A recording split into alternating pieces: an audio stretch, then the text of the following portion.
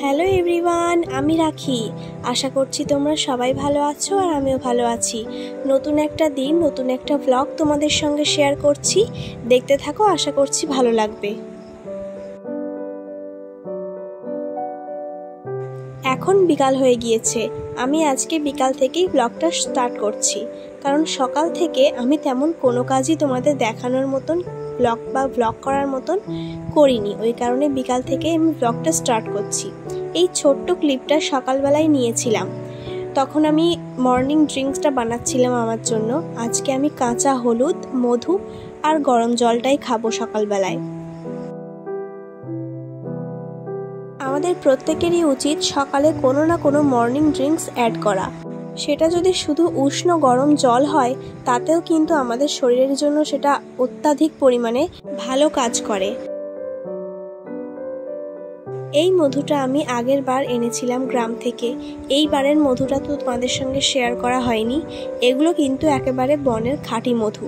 আমি বাজারের কেনা প্রোডাক্টের থেকে বাড়ির জিনিসই বেশি প্রেফার করি। যেমন এই মধুটা সুন্দরবনের একদমই খাঁটি মধু। এই তো ইতিমধ্যে আমার জলটাও গরম হয়ে গিয়েছে। আর কাণ্ড কারখানা দেখো, এটা আমি একটু বেশি গরম করে ফেলেছি, তাই আমাকে আবার একটু ঠান্ডা জল অ্যাড করতে হলো।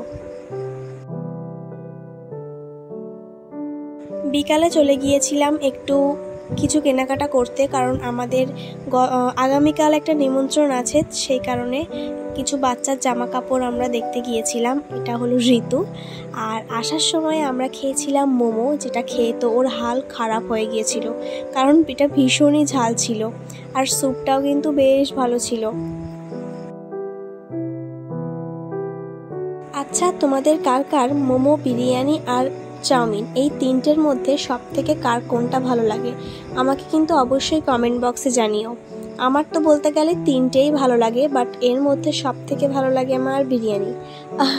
তো যাই হোক, ও এখানে খাচ্ছে। প্রথম বাইটটা নিয়েই ওর অবস্থা দেখেই বোঝা যাচ্ছে যে ওর অবস্থা ঢিলা হয়ে গিয়েছে, মানে ভীষণ রকমভাবে ঝাল লেগে গিয়েছিল ওর।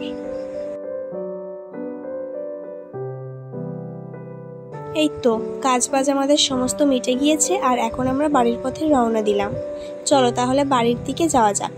বাড়িতে এসে তোমাদের সঙ্গে আমি এগুলো ওখান থেকে দেখাতেই পারিনি, তো বাড়ি এসে আমি তোমাদেরকে দেখিয়ে দিচ্ছি যে আমি বাচ্চাটার জন্য কি কি জামা কিনেছি। আর বাচ্চার জামাগুলো কেমন হয়েছে সেগুলো তোমরা কিন্তু আমাকে জানিও।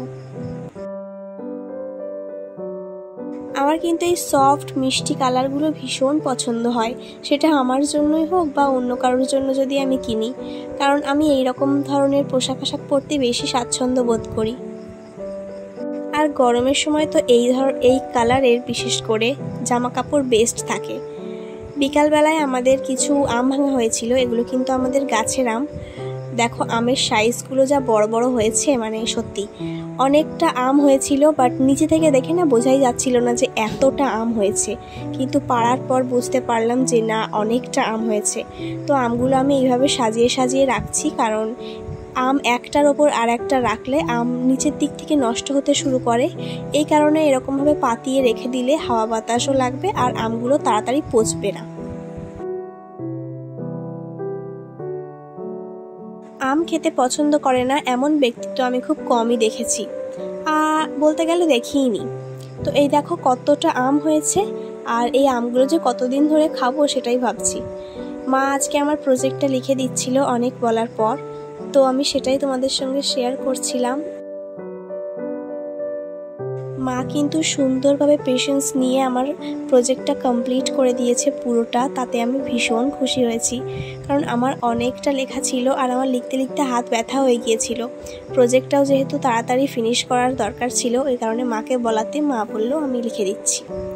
অন্য পৃষ্ঠায় চলো, এই উঁচু করো, এটা উঁচু করো, এইটা, হ্যাঁ এটা ওইটাই করো।